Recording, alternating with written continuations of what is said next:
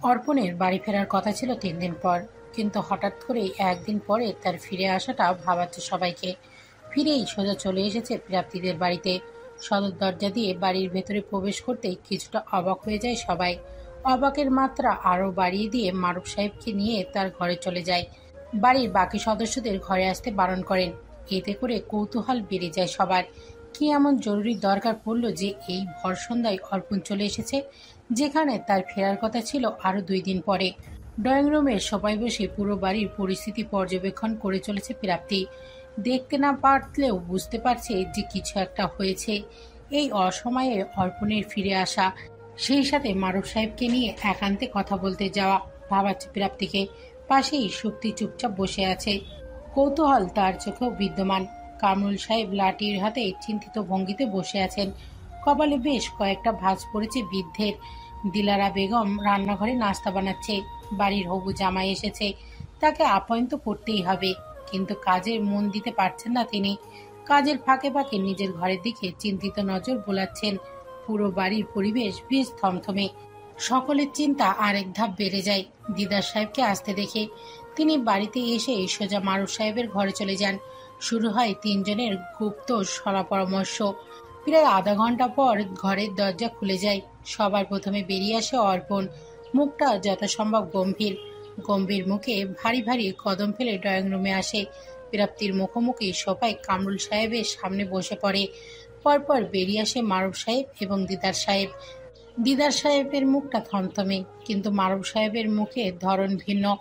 অপরাধীর মতো মাথা নিচু করে আছেন, সেই সাথে চেহারায় দুশ্চিন্তার ছাপ। দুর্বল পায়ে এসে সোফায় বসে পড়েন। ঘর জুড়ে ফিনপতন নীরবতা বিরাজ করছে। সকল নীরবতা ভেঙে অর্পণ প্রাপ্তিকে উদ্দেশ্য করে বলে, একটু ছাদে যাবে প্রাপ্তি? জরুরি কথা ছিল। চিন্তায় মগ্ন প্রাপ্তি চিন্তিত ভঙ্গিতে মাথা নাড়ে। উঠে দাঁড়িয়ে সিঁড়ির দিকে হাঁটতে থাকে। পা গুনে গুনে ছাদের উদ্দেশ্যে এগিয়ে যায়। সাথে সাথে যায় অর্পণও। ছাদের ওপর পৌঁছে দরজাটা চাপিয়ে দেয় অর্পণ।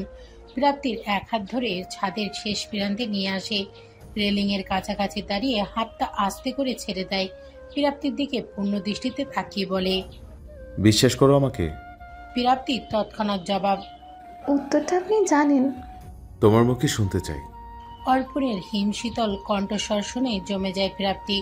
হৃৎপিণ্ড বেগতিক হারে লাফাচ্ছে। অর্পণের কণ্ঠস্বর অন্য দিনের মতো স্বাভাবিক নয়। এই কণ্ঠে একটা চিন্তা মিশ্রিত প্রকাশ পাচ্ছে। কিন্তু কেন, কি নিয়ে চিন্তিত অর্পণ? মাথায় হাজারো চিন্তা নিয়ে প্রাপ্তি ধীর স্বরে জবাব দেয়, নিজের চাইতেও বেশি বিশ্বাস করি। এবার বলবেন কি হয়েছে? আমার খুব চিন্তা হচ্ছে। প্রাপ্তির কথা শেষ হতেই ২ কদম এগিয়ে আসে অর্পণ। প্রাপ্তির ২ হাতে নিজের হাতের মুঠোয় পুড়ে নিয়ে বলে, এই বিশ্বাসের খাতিরে আমার সব কথা শুনবে, কোনো প্রশ্ন করবে না। আমি বিয়ের ডেট এগিয়ে এনে কালকের তারিখে ঠিক করেছি। নিজে গিয়ে বিনা বাক্যে রাজি হয়ে যাবে। আপাতত কোনো প্রশ্ন নয়। প্রাপ্তির মনের কৌতূহল তরতর করে বৃদ্ধি পাচ্ছে।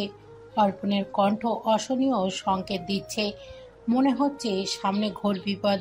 এমন কিছু ঘটতে চলেছে যা কারোর জন্য শুভ নয়। হাজারো চিন্তা কৌতূহল মনের ভেতর চেপে মাথা নেড়ে সম্মতি জানায় প্রাপ্তি। সেটা দেখে স্বস্তির নিঃশ্বাস ছাড়ে অর্পণ। আপাতত সবটা সামাল দেওয়া দরকার, পরে প্রাপ্তিকে সব বুঝিয়ে বলবে। সত্যিটা জানার পর প্রাপ্তি ঠিক কিভাবে রিয়াক্ট করবে সেটা ভেবেই ভয় পাচ্ছে অর্পণ। ইতিমধ্যে অর্পণের বাবা মা আর সাগরের মা এসে হাজির হয়েছে প্রাপ্তিদের বাসায়। তারা আসার একটু পরেই অর্পণ আর প্রাপ্তি নিচে নেমে আসে। প্রাপ্তিকে বসিয়ে দিয়ে নিজের বাবার পাশে গিয়ে বসে অর্পণ। গলা খাকারি দিয়ে অর্পণ সবার উদ্দেশ্যে গম্ভীর কণ্ঠে বলে, আমি চাই বিয়েটা আগামী শুক্রবার না হয়ে আগামীকাল হোক। একটা মিশনে আছি আমি, যে কোনো সময় শহর ছেড়ে যেতে হবে। তাই বিয়েতে কোনো ঝামেলা চাই না। কারোর কিছু বলার থাকলে বলতে পারেন। নিজের কথা শেষ করেই সবার দিকে এক নজর তাকায় অর্পণ। অর্পণ ছাদে যাওয়ার পর দিদার সাহেবের কিছুটা ইঙ্গিত দিয়েছে, তাই প্রাপ্তির পরিবারের সকল সদস্য নির্বিকার।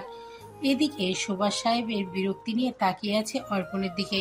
ছেলেটা দিন দিন বেহায়া নির্লজ্জ হয়ে যাচ্ছে। বিয়ের জন্য পাগল হয়ে গেছে। ৩টে দিন অপেক্ষা করতে পারছে না। শেষমেশ বিরক্তিকর কণ্ঠে বলে, তোমার যখন এতটা তাড়া, তাহলে আমরা আর কি বলবো? করো যা খুশি, আমার কোনো আপত্তি নেই। কিন্তু একদিনের মধ্যে এত আয়োজন করবে কিভাবে? সেই চিন্তা তোমাকে করতে হবে না বাবা, আমি আঙ্কেল আর ভাইকে সব বলে রেখেছি, ওরা সব ব্যবস্থা করে ফেলবে। ছেলের কথায় বেজায় অসন্তুষ্ট হন সুভাষ সাহেব। আত্মীয় স্বজনের সামনে এমন বেহায়াপনা দেখে তিনি ভীষণ বিরক্ত। আর কোনো বাক্য ব্যয় না করে বিরক্তির সহিত সম্মতি জানান। তবে ছেলের উপর তিনি বেজায় চটে আছেন। বিয়ের জন্য ছেলের এমন অর্থহীন যুক্তিতে তিনি মোটেও সন্তুষ্ট নয়। বর্ষার আগমন প্রকৃতিতে ভিন্ন রূপ নিয়ে এসেছে। ঝিরিঝিরি বৃষ্টিতে ভিজে উঠেছে চারিপাশটা। সময়ে অসময়ে এলোমেলো হাওয়া প্রকৃতিকে উত্থাল করে তুলেছে। মুহূর্তে হচ্ছে তুমুল বর্ষণ, সময়ের ব্যবধানে আবার দুর্বল হয়ে থেমে যাচ্ছে বৃষ্টি। এ যেন প্রকৃতির উথাল পাতালের অদ্ভুত খেলা। সন্ধ্যে থেকে আজ ঝিরিঝিরি বৃষ্টি নেমেছে। বৃষ্টির শীতল স্পর্শে স্নিগ্ধ হয়ে উঠেছে ধরণী। সেই সাথে বয়ে চলেছে হিমশীতল বাতাস। জানালার কাছে দাঁড়িয়ে এক ধ্যানে বৃষ্টির দিকে তাকিয়ে আছে দীপ্তি। যদিও ঝুম বৃষ্টি হচ্ছে না, হালকা গুড়ি গুড়ি বৃষ্টি নামছে, তবে বাতাসের বেগটা তুলনামূলক বেশি। প্রবল বায়ুর ঝাপটা জানালার ফাঁক গড়িয়ে ঘরে প্রবেশ করছে, ভিজে দিয়ে যাচ্ছে দীপ্তির শরীরের অগ্রভাগ। কিন্তু সেদিকে দীপ্তির কোনো হুঁশ নেই। সে আপন মনে গভীর ধ্যানে মগ্ন। ভাবছে নিজের অতীতের মিষ্টি মুহূর্তের কথা, ভাবছে তার তিক্ত বর্তমানের কথা, ভাবছে তার অনিশ্চিত ভবিষ্যতের কথা। এই শত্রুতার খেলায় অনেক কিছুই হারাতে হয়েছে সবাইকে। জীবন থেকে বেশ কিছু মূল্যবান সময় নষ্ট হয়ে গেছে। চাইলেও সেগুলো ফিরে পাওয়া সম্ভব নয়। তবে ভবিষ্যতের আগত দুর্যোগ মোকাবেলা তো করা সম্ভব। একটু কঠিন হবে, কিন্তু অসম্ভব নয়। আগামীকাল প্রাপ্তির বিয়ে, এই কথা এখনো সজীবকে জানায়নি দীপ্তি। কোনো এক অজানা কারণে মন মানছে না। মনে হচ্ছে সজীবকে জানালে বিপদ হবে। এতদিন ধরে লুকিয়ে রাখা তার হিংস্র চেহারার বাইরে বেরিয়ে আসবে। সজীবের এই ভিন্ন রূপ সবাই মানবে কিভাবে? সবাই যে তাকে প্রচন্ড বিশ্বাস করে। প্রাপ্তি যে নিজের ভাইয়ের জায়গায় বসিয়েছে এই মানুষটাকে। এত বড় ধোঁকা প্রাপ্তি কি মেনে নেবে? কেমন প্রতিক্রিয়া দেখাবে? এমন হাজারো আকাশ পাতাল ভাবনার মাঝে দরজা খোলা শব্দে পিছনে ফিরে তাকায় দীপ্তি। সজীব এসেছে। প্রতিদিন তো বেশ রাত করেই বাড়ি ফিরে, তাহলে আজ এত তাড়াতাড়ি কেন? ভুরু গচকে যায় দীপ্তির। সন্ধিয়ান কণ্ঠে প্রশ্ন করে, আজ এত তাড়াতাড়ি বাড়ি ফিরলে যে? কাজ তাড়াতাড়ি শেষ হয়ে গেছে তাই। সজীবের তৎক্ষণাৎ জবাব শুনে চুপ হয়ে যায় দীপ্তি। মনে পড়ে শান নামক ছেলেটার কথা। হয়তো ছোট ভাইয়ের টানে তাড়াতাড়ি বাড়ি ফিরেছে। কথাগুলো ভেবেই মনে মনে তাচ্ছিল্য হাসি দীপ্তি। অন্যের পরিবার ভেঙে নিজের পরিবার গোছাচ্ছে, বেঈমান একটা। পরক্ষণে কিছু একটা ভেবেই মুচকি আসে। ধীর পায়ে এগিয়ে এসে সজীবের গলা জড়িয়ে ধরে সম্মোহিনী কণ্ঠে বলে, কাজ কাজ করে তো তুমি মহা ব্যস্ততা দেখাও। আজকাল আমাকে সময়ও দাও না। আজ যেহেতু তাড়াতাড়ি বাড়ি ফিরেছো, তাহলে রাতের বাকি সময়টা আমার চাই। কথাগুলো বলেই মোহনীয় দৃষ্টিতে তাকিয়ে থাকে দীপ্তি। সজীবের একটা হাত ধরে টেনে নিয়ে গিয়ে বিছানায় বসায়। জোর করে শুয়ে দিয়ে নিজে সজীবের পাশে গিয়ে শুয়ে পড়ে। অসুস্থ বুকে মাথা রেখে নিঃশক্ত কণ্ঠে বলে, কতদিন হলো তোমার ভালোবাসা পায় না, একটু ভালোবাসা দেবে সজীব?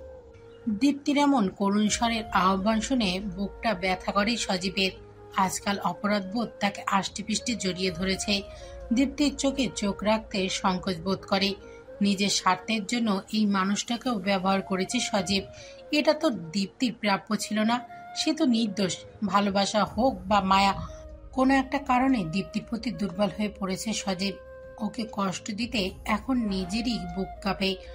শক্তপোক্ত হাতটা দীপ্তির মাথায় রেখে আস্তে আস্তে চুলে আঙুল চালায় সজীব। একটা লম্বা নিঃশ্বাস ছেড়ে বলে, কাজের খুব চাপ দীপ্তি, একটু বোঝার চেষ্টা করো। হাতের কাজগুলো সেরে উঠি, তারপর তোমাকে অনেক সময় দেব, তবে এখন নয়। নিশ্চুপ হয়ে যায় দীপ্তি। গভীর চোখে তাকায় সজীবের দিকে। মানতে কষ্ট হয় এই মানুষটা বিশ্বাসঘাতক। দীপ্তির পরিবারের সরলতার সুযোগ নিয়ে তাদের ক্ষতি করছে, কিন্তু মন মানতে চায় না। মন বলে এর পেছনে অন্য কোনো কারণ আছে। এতটা নিখুঁত অভিনয় কি কেউ করতে পারে? অপরদিকে মস্তিষ্ক বলে পুরোটাই তার অভিনয়, সবটা সে জেনে বুঝিয়ে সজ্ঞানে করছে। সে অপরাধী। মন মস্তিষ্কের দ্বন্দ্বে ক্লান্ত দীপ্তি ক্লান্তি মিশ্রিত কণ্ঠে বলে, কাল একবার বাড়ি যেতে চাই, এখানে ভালো লাগছে না। বেশ, ঘুরে এসো, কোনো সমস্যা নেই। সজীবের তৎক্ষণাৎ জবাবে ক্ষীণ হাসি দীপ্তি। এত সহজে রাজি হওয়ার কারণ একটাই, শান। সজীব ভাবছে দীপ্তি এখানে থাকলে শানের বিষয়ে জেনে যাবে, কিন্তু এই মুহূর্তে শানকে সবার সামনে আনতে চায় না সজীব। একটু সময় নিয়ে সবটা গুছিয়ে তারপর দীপ্তির সামনে সত্যিটা প্রকাশ করবে। সজীবের মনের কথা বুঝে যায় দীপ্তি, কিন্তু কোনো প্রতি উত্তর করে না। আগামীকাল যে প্রাপ্তির বিয়ে, সেই কথাও সজীবকে জানায় না। আগে বিয়েটা হোক, তারপর সরাসরি সজীবকে প্রশ্ন করবে দীপ্তি, তার আগে নয়। মাঝরাতে ঘুম ভেঙে যায় সজীবের। ঘাড় ঘুরিয়ে দেয়াল ঘড়ির দিকে তাকিয়ে দেখে রাত 3টা বাজে। আর সারাদিন শানের সাথে দেখা করা হয়নি। দীপ্তি সেই যে আষ্টেপৃষ্টে জড়িয়ে ধরে শুয়েছিল, তারপর আর সজীবকে উঠতেই দেয়নি। মাথা ঝুঁকিয়ে দীপ্তির দিকে তাকায় সজীব। ওর বুকের ওপর মাথা রেখে ঘুমিয়ে বিভোর হয়ে আছে দীপ্তি। ঘুমের মাঝেও কপালে চিন্তার ভাঁজ পড়েছে, যেন ঘুমেও কিছু নিয়ে দুশ্চিন্তা করছে। ছোট্ট একটা দম ফেলে আস্তে করে মাথাটা বুক থেকে সরায় সজীব। বালিশে আলতো করে শুয়ে দিয়ে উঠে দাঁড়ায়। ধীর পায়ে এগিয়ে গিয়ে দরজা খুলে বের হয়। আবার একইভাবে আস্তে করে দরজা চাপিয়ে বারান্দার দিকে পা বাড়ায়। সজীব ঘর থেকে বের হতেই চোখ মেলে তাকায় দীপ্তি। মাথাটা সরানোর সময় ঘুম ভেঙে গেছে। আজকাল দীপ্তির ঘুমটাও আর গভীর হয় না।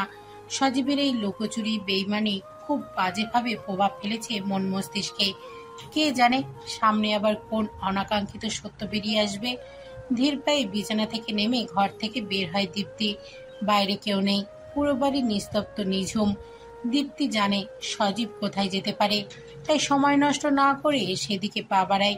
শানের ঘরের দরজার সামনে এসে দাঁড়ায় দীপ্তি। দেখতে পাই সজীবের রাগী চেহারা, রাগী কণ্ঠে রাবেয়া বেগমের সাথে কথা বলছে। ওকে, ড্রাগস কে এনে দিয়েছে আম্মা? সজীবের রাগী সুরে কথা শুনেও বিশেষ কোনো প্রতিক্রিয়া দেখায় না রাবেয়া বেগম।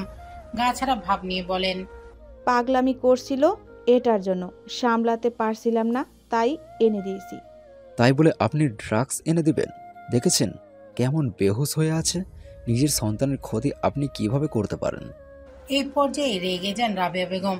রাগী কণ্ঠে চেঁচিয়ে বলেন, একদম গলা উঁচু করে কথা বলবি না। প্রাপ্তি প্রাপ্তি করে মাথা নষ্ট করে দিছিল আমার, তো কি করব? ড্রাগস পেলে ও যদি প্রাপ্তিকে ভুলে যায় তাহলে তাই হোক। ড্রাগস নিলে ওকে আর বাঁচানো যাবে না আম্মা, আপনি কি সেটাই চান? একদম না, আমার সন্তান বেঁচে থাকুক, আমি সেটাই চাই, কিন্তু ওই মেয়েটার সাথে নয়। তার জন্য আরও কিছুদিন ওকে ড্রাগসে ডুবিয়ে রাখতে হলে রাখবো। অনেক বছর পর নিয়েছে, তাই হুঁশ নেই। কোনো ব্যাপার না, ও আমার ছেলে। পরের বার থেকে একদম নিজের পায়ে দাঁড়িয়ে থাকবে। রাগে পুরো শরীর থরথর করে কাঁপছে সজীবের। তার মায়ের এই উদ্ভট সব কর্মকাণ্ডে রাগ সামাল দেওয়া মুশকিল হয়ে যায়। রেগে পাশের টি টেবিলে লাথি দিয়ে বলে, যা ইচ্ছা তাই করুন, কিন্তু একটা কথা মনে রাখবেন, আপনার ছেলে যেন আমার পথের বাধা হয়ে না দাঁড়ায়। মেয়েগুলোকে ঠিকমতো পার্টির হাতে তুলে দিতে পারলে নিশ্চয়ই হয়। এর পরের অর্ডারটা আমার জন্য ভীষণ জরুরি। মাঝে আমি কোনো রকম ঝামেলা চাই না। আমার ব্যবসার লস আমি একদম মেনে নেব না আম্মা। শানকে নিয়ে ভাবতে হবে না তোর। আগামী কয়েকদিন ওকে ঘরেই বন্দি করে রাখবো। এর মাঝে প্রাপ্তিকে মেরে ফেলতে চাই। এই মেয়েকে আমি আমার ছেলের পাশে একদম মানব না। রাবেয়া বেগমের কথা শুনে তাচ্ছিল্য হাসে সজীব। বিদ্রুপ সুরে বলে, আপনি তো এমনভাবে বলছেন যেন এটা বাচ্চাদের হাতের মোয়া। চেষ্টা তো অনেক করলেন, পেরেছেন মারতে? সেটাই তো চিন্তা। যতবার চেষ্টা করছি ততবারই ব্যর্থ। কেউ একজন আছে যে প্রাপ্তিকে বাঁচিয়ে যাচ্ছে, গোপনে রক্ষা করে যাচ্ছে, কিন্তু কে? চিন্তায় ডুবে যায় রাবেয়া বেগম। সেই অজ্ঞাত ব্যক্তিকে সেটা জানা জরুরি। সে বারে বারে প্রাপ্তিকে বাঁচিয়ে দেয়। এদিকে সজীবও চিন্তায় মগ্ন। অন্যমনস্ক ভঙ্গিতে বলে, আমার মাথায় অন্য চিন্তা ঘুরছে। খবর পেয়েছি অর্পণ ফিরে এসেছে, কিন্তু আমার প্রশ্ন হচ্ছে অর্পণ গিয়েছিল কি কাজে? ওর তো বিয়ের আগের দিন ফেরার কথা ছিল, তাহলে এত তাড়াতাড়ি ফিরল কেন? কি চলছে অর্পণের মাথায়? মা ছেলের পুরো কথোপকথন নিজের ফোনে ভিডিও রেকর্ড করে নেয় দীপ্তি। ভিডিওটার সাথে সাথে অর্পণকে পাঠিয়ে দেয়। একটু একটু করে প্রমাণ জোগাড় করতে হবে, কিন্তু মনের ভয়টা কমছে না দীপ্তির। প্রাপ্তির জন্য চিন্তা হচ্ছে খুব। এরা প্রাপ্তিকে মেরে ফেলার চেষ্টা করছে। যদি সেই চেষ্টায় সফল হয় তখন কি হবে? আজকের সকালটা অন্য দিনের তুলনায় একটু বেশি প্রাণোচ্ছল। বাতাসে ভেসে বেড়াচ্ছে বিয়ের মিষ্টি সুবাস। শ্বাস আমেজে মেতে উঠেছে বাড়ির প্রতিটি সদস্য। অতি নিকটস্থল আত্মীয় স্বজন ইতিমধ্যেই চলে এসেছে বিয়ের দাওয়াতের রক্ষার্থে। কাজের ব্যস্ত হয়ে পড়েছে সকলে। কামরুল সাহেব হাতে লাঠি নিয়ে পুরো কমিউনিটি সেন্টার জুড়ে বিচরণ করছেন। তার প্রধান কাজ হলো সকল কাজ ঠিকমতো হচ্ছে কিনা সেটা তদারকি করা। অর্পণের কথা মতো বিয়ে বাড়িতে না হয়ে কমিউনিটি সেন্টারে হচ্ছে। এর পেছনে নাকি কোনো গুরুত্বপূর্ণ কারণ আছে, কিন্তু সেই কারণ এখনো কাউকে জানায়নি। এতে অমত করতে পারেনি কেউ। সাগর আর অঙ্কন আগে থেকেই সব ব্যবস্থা করে রেখেছে। বাড়ির পুরুষদের দায়িত্ব শুধু হেঁটে হেঁটে কাজ ঠিকমতো হচ্ছে কিনা সেটা তদারকি করা। প্রাপ্তিকে সাজানো হচ্ছে একটা ঘরে। পার্লার থেকে 4 জন মেয়ে নিয়ে এসেছে অর্পণ। বিয়ের সকল কাজ কমিউনিটি সেন্টারের ভেতরেই হবে, বাইরে যাওয়ার কোনো অবকাশ নেই। গেটের সামনে 2 জন পুলিশ কনস্টেবল পাহারায় রাখা হয়েছে, কোনো অপরিচিত ব্যক্তি যাতে ভেতরে প্রবেশ করতে না পারে সেই জন্য। আজকের দিনে অর্পণ কোনো প্রকার ঝামেলা চায় না। গেটের সামনে দাঁড়িয়ে কনস্টেবল 2 জনকে সিকিউরিটি সিস্টেম ভালো করে বুঝিয়ে দিচ্ছিল অর্পণ। এমন সময় সেখানে উপস্থিত হয় নুহাস। পেছন পেছন আসি রুবিয়া আর বকুল। অর্পণকে দেখে বকুল নুহাস রুবিয়াকে রেখে দৌড়ে চলে আসে গেটের সামনে। অর্পণের সামনাসামনি দাঁড়িয়ে হাসি হাসি মুখ করে বলে, কথার মাঝেই পেছন থেকে কারোর গলার আওয়াজ শুনে পেছনে ঘুরে তাকায় অর্পণ। নিজের পেছনে বকুলকে দাঁড়িয়ে থাকতে দেখে হেসে ফেলে। আলতো করে নাক টেনে দিয়ে বলে, ধন্যবাদ বকুল ফুল, আজ খুব খুশি মনে হচ্ছে। আজ আপনার বিয়ে, তাই? বাবা মা আর পুলিশ ভাইয়া তো আগেই পেয়ে গেছি, এখন আমি ভাবি পাবো, তাই এত খুশি। আমি কিন্তু তোমার খুশির আরও এক ধাপ বাড়িয়ে দিতে পারি। তাই? কিভাবে? অর্পণ নিচের দিকে খানিকটা ঝুঁকে দাঁড়ায়। বকুলের কানের কাছে গিয়ে ফিসফিস করে বলে, রনির খবর পেয়ে গেছি আমি। খুব তাড়াতাড়ি তাকে তোমার সামনে হাজির করব। তবে এটা কিন্তু সিক্রেট, কাউকে বলা যাবে না। অর্পণের কথা শুনে পাথর হয়ে জমে যায় বকুল। ছলো ছলো চোখে তাকায় অর্পণের মুখের দিকে। বকুলের ভেতরে শীতল স্রোত বয়ে যাচ্ছে। মানুষ অতিরিক্ত কষ্টে হাসে, পাগলের মতো হাসে, আবার অতিরিক্ত খুশিতে কাঁদে। বকুলের অবস্থাও ঠিক তাই। অতিরিক্ত খুশিতে চোখ থেকে নোনা জলের বর্ষণ শুরু হয়েছে। ভাইকে ফিরে পাওয়ার আশা বুকের শীতলতা ছড়িয়ে দিয়েছে। ঠোঁটে একরাশ খুশি নিয়ে উত্তেজিত হয়ে জিজ্ঞাসা করে, সত্যি? 3 সত্যি। তবে বললাম তো, কাউকে বলা যাবে না, না হলে ওকে সেখান থেকে বের করে আনতে পারবো না। বকুল ছোট হলেও এতটাও ছোট নয়, ভালো মন্দ বোঝার মতো বুদ্ধি আছে তার। এই কথা ফাঁস হলে অর্পণ তার কাজে অসফল হবে, তার ভাইয়ের বিপদ হবে, সেটা বকুল বেশ বুঝতে পারে। তাই মনে মনে প্রতিজ্ঞা করে জীবন চলে গেলেও এই কথা কাউকে বলবে না। ততক্ষণে নুহাস আর রুবিয়া অর্পণের কাছাকাছি চলে এসেছে। নুহাসের সাথে টুকটাক কথা বলতে বলতে কমিউনিটি সেন্টারের ভেতরে চলে যায় অর্পণ। বাগানের সাইডে হলুদের জন্য স্টেজ সাজানো হয়েছে। অর্পণ, নুহাস, রুবিয়া আর বকুলকে নিয়ে সোজা সেখানে চলে যায়। সুভাষ সাহেব আর মারুফ সাহেব স্টেজের পাশেই দাঁড়িয়ে কথা বলছিলেন। নুহাসের সাথে বকুলকে দেখে প্রশ্ন করে, এটাই কি বকুল? নুহাস হাসি মুখে জবাব দেয়, হ্যাঁ ভাইয়া, এত বছরের শূন্য কোলে মেয়েটা এসে পরিপূর্ণ করে দিয়েছে, তাই একেবারে নিজের কাছে রেখে দিয়েছি। মারুফ সাহেব অতিথিদের চিনতে না পেরে সুভাষ সাহেবের দিকে প্রশ্নবোধক দৃষ্টিতে তাকান। তার দৃষ্টির অর্থ বুঝতে পেরে সুভাষ সাহেব বলেন, ওর নাম নুহাস, আমার ফুপির ছেলে। ওর সাথে রক্তের সম্পর্ক না থাকলেও তার চেয়ে বেশি আপন। আর এটা ওর ওয়াইফ রুবিনা, আর ওদের মেয়ে বকুল। শেষের বাক্যটা রুবিয়া আর বকুলের উদ্দেশ্যে বলেন। হেসে কুশল বিনিময় করেন মারুফ সাহেব। প্রাপ্তিকে তখন স্টেজে নিয়ে আসা হয়।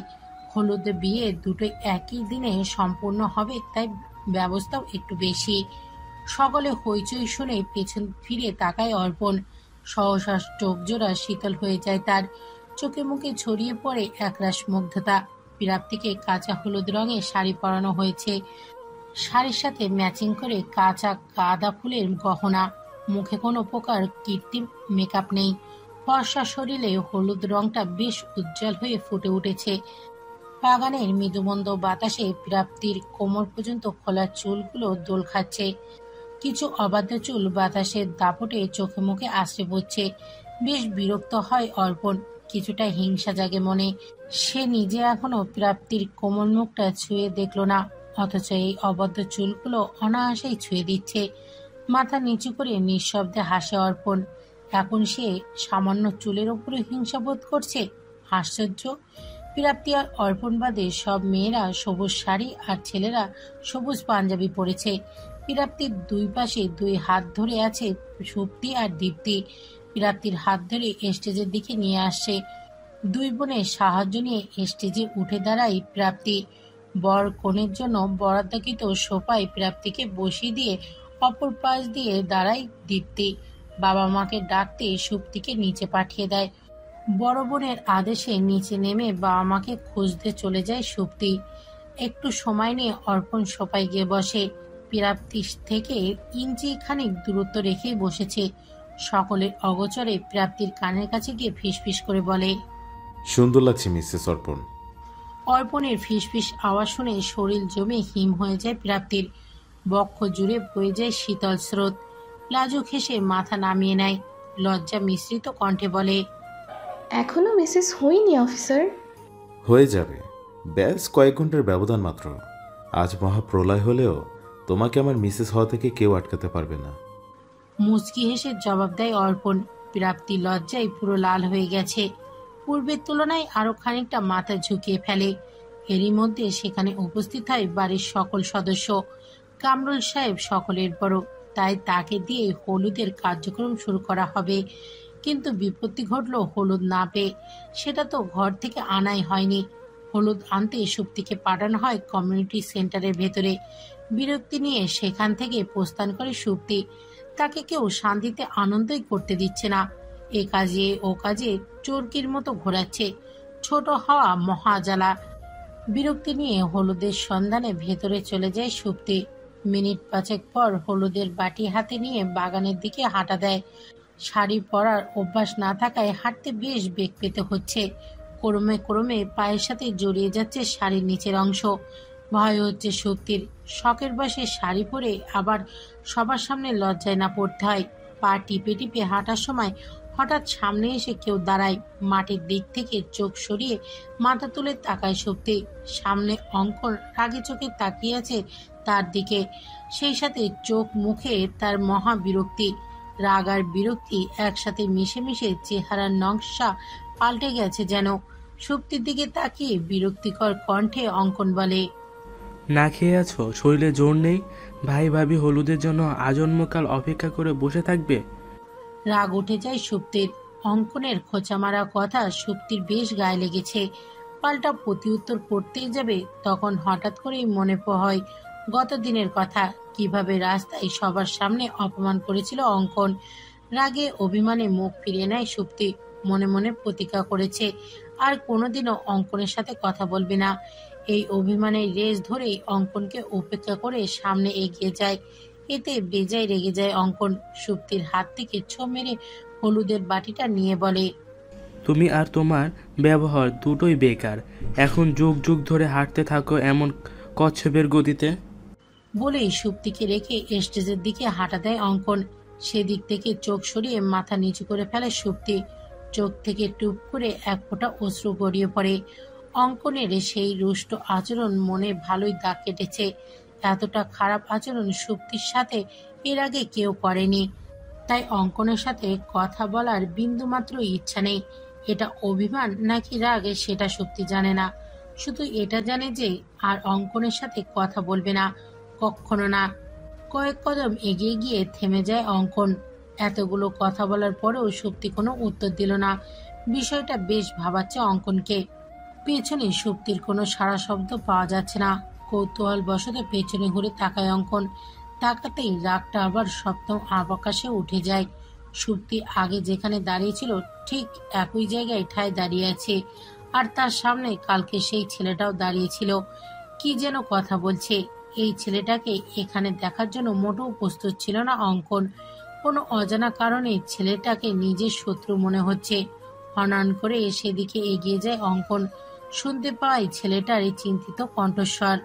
কি হয়েছে মিস? কোনো সমস্যা? আপনি কাঁদছেন কেন? কোলে করে কান্না থামাবে নাকি? গম্ভীর স্বরের কথা শুনে পেছনে ফিরে তাকায় ছেলেটা। অঙ্কনকে দেখে বলে, জি মানে?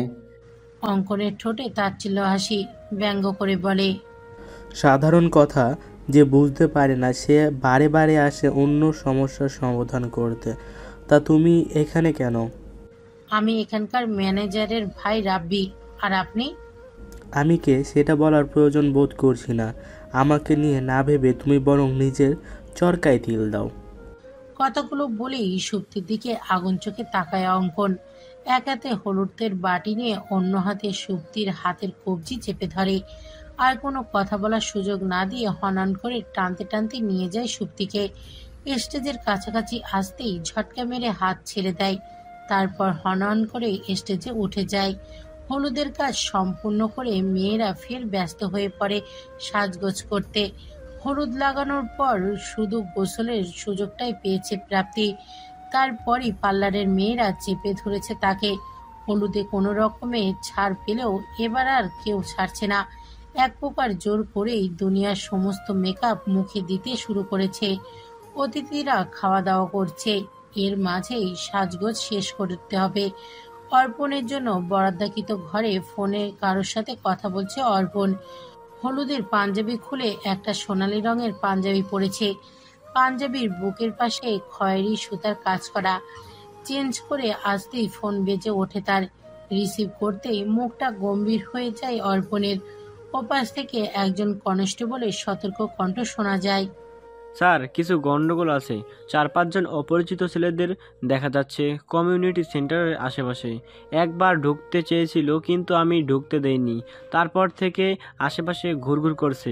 ওদের মতলব বুঝতে পারছি না। অর্পণের মুখ শক্ত হয়ে আছে, চোখের চাহনি মারাত্মক সিরিয়াস। কনস্টেবলের সম্পূর্ণ কথা মন দিয়ে শোনে অর্পণ। পরপরই গম্ভীর কণ্ঠে বলে, নজর রাখো ওদের উপর, বাকিটা আমি দেখে নিচ্ছি। কথাগুলো বলেই ফোন কেটে দেয় অর্পণ। রাগে চোয়াল শক্ত হয়ে গেছে, চোখে লাল শিরাগুলো ফুটে উঠেছে। রেগে হাতের ফোনটা আছাড় মারতে গিয়েও থেমে যায়। চট করে ফোন পাশে রেখে ল্যাপটপ নিয়ে বসে। মনোযোগ দিয়ে কিছু একটা দেখে। পরপরই অর্পণের ঠোঁটের কোণে ফুটে ওঠে কুরু হাসি। মুচকি হেসে অর্পণ মনে মনে বলে, তাহলে এই ব্যাপার? তোমাকে তো আমি অনেক চালাক ভেবেছিলাম, কিন্তু তুমি তো দেখছি কাঁচা খেলোয়াড়। এই বুদ্ধি নিয়ে তুমি অর্পণকে হারাবে? তাহলে শুনে রাখো, এই খেলায় অর্পণ তোমার থেকে এক ধাপ এগিয়ে আছে। দেখি তুমি আমার কি করতে পারো। অর্পণ সর্বদা প্রস্তুত। এরই মাঝে ঘরে অহন্তদন্ত ভঙ্গিতে প্রবেশ করে দিদার সাহেব। ব্যস্ত কণ্ঠে বলে, অর্পণ কিছু একটা গন্ডগোল আছে। গুরুতর কিছু নয় স্যার, ব্যাস একটা ছোট্ট খেলা খেলতে চেয়েছে তারা। বলেই ল্যাপটপটা দিদার সাহেবের দিকে ঘুরিয়ে দেয়। দিদার সাহেব বিস্মিত চোখে তাকিয়ে বলে, এটা কিন্তু কিভাবে? পুরো কমিউনিটি সেন্টারে এমন অনেক ক্যামেরা লাগিয়েছে। অর্পণ কাঁচা খেলোয়াড় না স্যার। আমার চিন্তা হচ্ছে অর্পণ, যদি প্রাপ্তির কোনো ক্ষতি হয়, তুমি পারবে তো সব সামলাতে? ছোট্ট করে একটা নিঃশ্বাস ছাড়ে অর্পণ। চোখের সামনে ভেসে ওঠে প্রাপ্তির মুখ। চোয়াল শক্ত করে গম্ভীর কণ্ঠে বলে, পড়তেই হবে স্যার। বিষয়টা যখন প্রাপ্তিকে নিয়ে, তখন অর্পণ এতে একদমই হেলা করবে না। দুজনের কথার মাঝে সেখানে উপস্থিত হন সুভাষ সাহেব। অর্পণকে তাড়া দিয়ে বলেন, এখানে বসে সময় নষ্ট করছো কেন? ওদিকে কাজী সাহেব ডাকছে তোমাকে, চলো।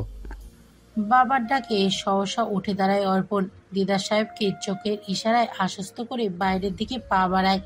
প্রাপ্তিকে দেখার জন্য মনটা আঁকুবাঁকু করছে। বিয়ের সাজে কেমন লাগছে প্রাপ্তিকে, সেটা না দেখা পর্যন্ত শান্তি পাচ্ছে না অর্পণ। স্টেজের কাছে এসে দেখে অলরেডি সেখানে প্রাপ্তির উপস্থিতি।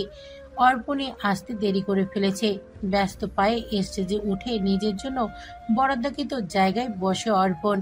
দুজন মুখোমুখি বসে আছে, তবে মাঝখানে বড়সড় লাল জর্জেটের কাপড় টানানো হয়েছে, যার দরুন সামনে থেকে প্রাপ্তির মুখ দেখা যাচ্ছে না।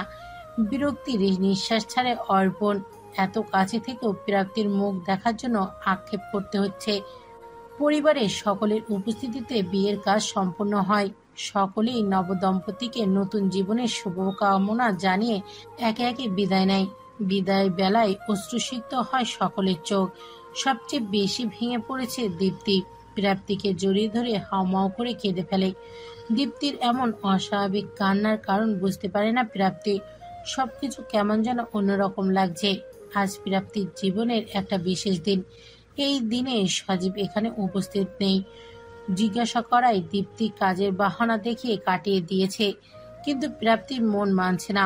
মনে হচ্ছে এর পিছনে বড় কোনো কারণ রয়েছে। তার পরিবার কিছু একটা লুকাচ্ছে তার থেকে, কিন্তু কি?